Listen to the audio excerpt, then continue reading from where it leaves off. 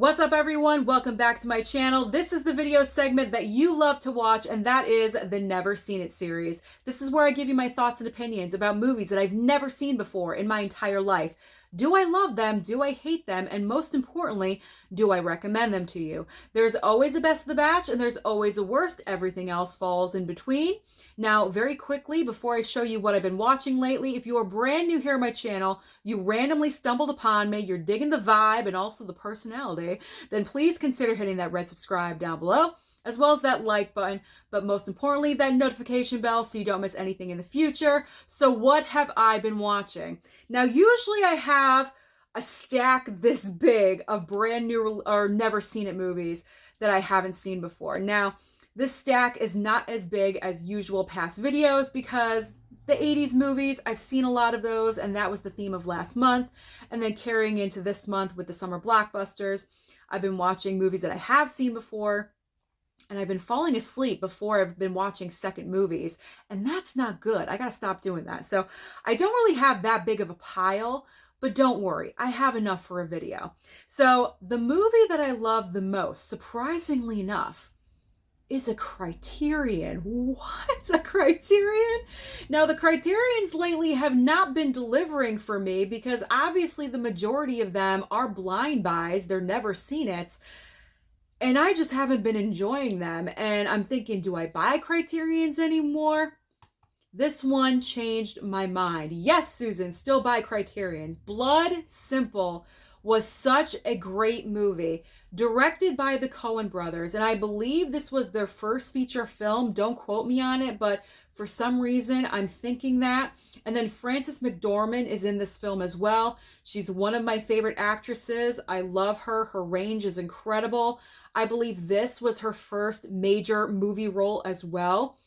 And it's just a great, solid, impressive movie for such novice actors and also directors to be a part of this. Now, this is not the most rewatchable film. It's not Scream, it's not Halloween. Those movies I could put on every day of the week. This is not one of those movies. This is kind of like you think you know where it's going, but you really don't. There is murder, there's an affair, like there's serious stuff going on in this film. But this is a very nicely done movie. I highly recommend this. The Criterion sale is literally right around the corner. It's like, 3 weeks away? July is right on the horizon. So once the half price sale hits, I definitely recommend you guys picking up Blood Simple. It's a great movie, great solid movie with fantastic acting. All right, another one that I highly enjoyed, just a little bit less than Blood Simple, but I had a good time with it. Dirty Rotten Scoundrels with Steve Martin and also Michael Caine. This movie was so hilarious. I watched it with Mama Blu-ray. She was laughing her butt off. So was I. But this was just an awesome, good time. You just laughing the entire way through. If you want to just put something on and laugh nonstop, especially with Steve Martin's character, the way he portrays him is so hilarious, so funny.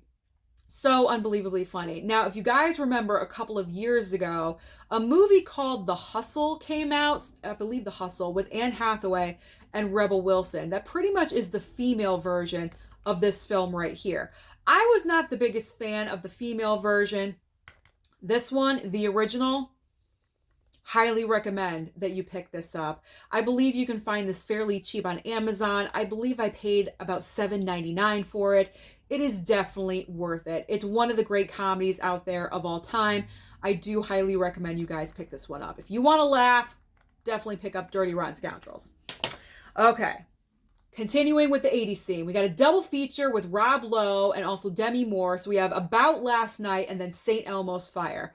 So About Last Night, we'll start with the one at the top. About Last Night, it's just okay. It's about Rob Lowe and Demi Moore. They meet randomly. They start this relationship. And it's kind of like a movie of, is the relationship going to last? Is it worth it? Why are we doing this kind of thing? There's nothing overly special about it. It's just an okay movie. And then St. Elmo's Fire. I don't know. For some reason, I thought it would land more in the John Hughes vibe for some reason. I don't know why I thought that, because it's not written or directed by John Hughes. It's written and directed by Joel Schumacher. It's a completely different tone and vibe than John Hughes movies. Obviously, it's more adult. It's this group of friends right here, the Brat Pack, as they were so famously, labeled in the 80s. And it's about them post-college days. How are they getting through? What's going on with their lives? How are they tackling problems? Things like that. Dealing with adult problems and adult issues. That's pretty much what the movie is about. To be honest, I kind of fell asleep in the middle of it. Not that it was boring, I was just really tired. So to give it a fair chance, I do need to watch this one again, St. Elmo's Fire, but I wasn't blown away by it. I would rather watch a John Hughes movie any day of the week over that one. I gotta be honest. But I will give it another chance. I will. All right. Moving on to Win a Date with Tad Hamilton. So I was hearing that this one was like really good for some reason. That's why I picked it up. I honestly didn't... Motorcycle. I gotta be honest. From what I saw with this movie, I don't know what people are so like thrilled with, I guess, about this film. Now, granted, halfway through, I fell asleep and I did not recover. So yes, I do have to give this movie another shot as well, but I gotta be honest. What's so great about Win a Date with Tad Hamilton? So am I regretting this purchase? Maybe. I'm not sure. I have to rewatch it in full, but I wasn't that thrilled with it from what I saw. Very corny, like very corny movie. I honestly don't know what I was expecting out of it, but not that. Okay. Last night, I watched 200 Cigarettes. This was a good time. This movie takes place on New Year's Eve in New York City, and it's about an all-star cast of characters trying to find love, someone to hook up with, just anything to go into the new year with a love, a boyfriend, someone to have sex with, anything like that. That's what the core point of this movie is about, hooking up or finding love. And this was a fun one. It kind of reminds me of like all of those all-star cast movies like New Year's Eve and Valentine's Day, but this was before that. So this is kind of like the original all-star cast movie, like one of those. But this was fun. It was a good time. I gotta say, I'm kind of impressed with Courtney Love's acting skills. Now, I knew that she could act because I've seen The People versus Larry Flint, but she impressed me with this movie. I gotta be honest. I enjoyed the chemistry between her and Paul Rudd's character, so, I mean, whatever. I mean, I'll probably watch this every single New Year's Eve because it just totally has that vibe, and I was digging it all the way. So now I have a new December 31st every year kind of watch, if you will. So, 200 Cigarettes. I enjoyed this one. I do recommend. If you like all-star cast situations and finding love and hooking up, this one's definitely right up your alley. Go on Amazon, seek it out, pick it up. All right. This was a no-brainer. I had to revisit Top Gun because of going to see Top Gun Maverick on Memorial Day. Now, I've seen this, but whenever it's a really long time, a big stretch of time between me actually watching the film and current day, I always put it in never seen it pile because I don't think I've seen Top Gun in about 25 years. And with me being older now, I can appreciate this movie more now that I'm older versus when I was like 15 years old, if you know what I'm saying. So rewatching Top Gun, it was great to revisit, to refresh the brain, put it on reset, watch Maverick, and Goose and all the history and all of that. So it was great to revisit. Now I do have to say, not as good as Top Gun Maverick. The sequel is better than the original, I think, because it's just more of a faster pace. This one is slower. It's a different tone and different vibe. And it has Kelly McGillis. The new one does not. That's okay. But it's always good to go back and watch those classic movies. So, Top Gun, yes. Enjoyed it. Had a good time with it. Glad I revisited in 4K. Okay. Robocop. I don't know why I'm singing it. Robocop. So I attempted to watch this previously and the sleeping curse got to me. So I committed myself and I said, listen, Susan, you bought this Arrow box set on 4K. You are going to watch it before the month is through.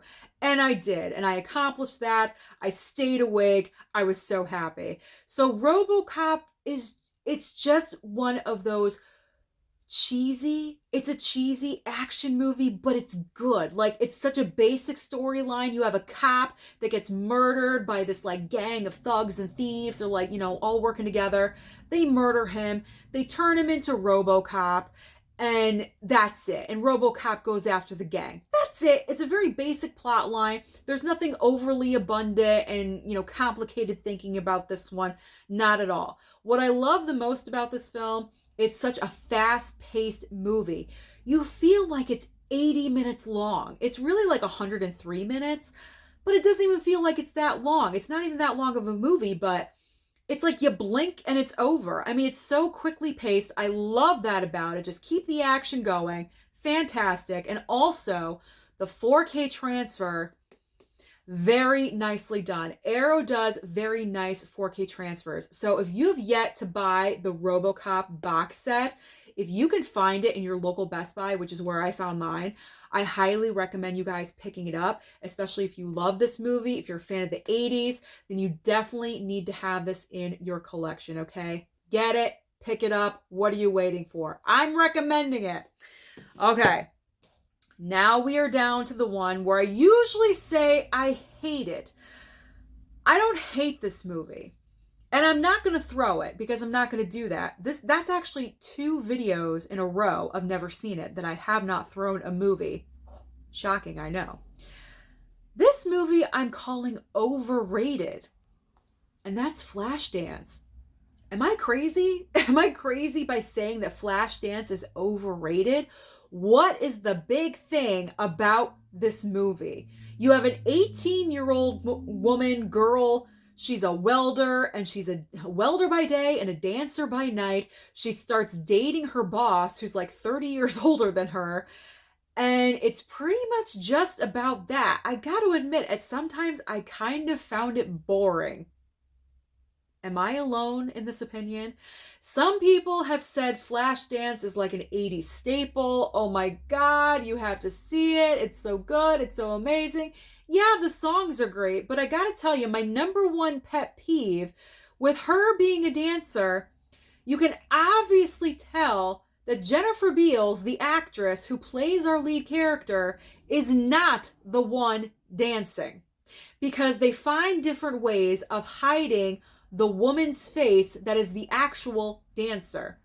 That bothers me. If you're going to be a dancer, learn to be a dancer. She was welding. If you can weld, you can move around. Like, you're going to have to go through some training, yeah, but you can surely dance, because in the opening sequence where the water bucket falls on her, she's hidden in the dark, so you can't see her face at all. And then in the second sequence, I guess they have her dressed up kind of like a mime, so her face is covered with white paint, so you can't see her face then either.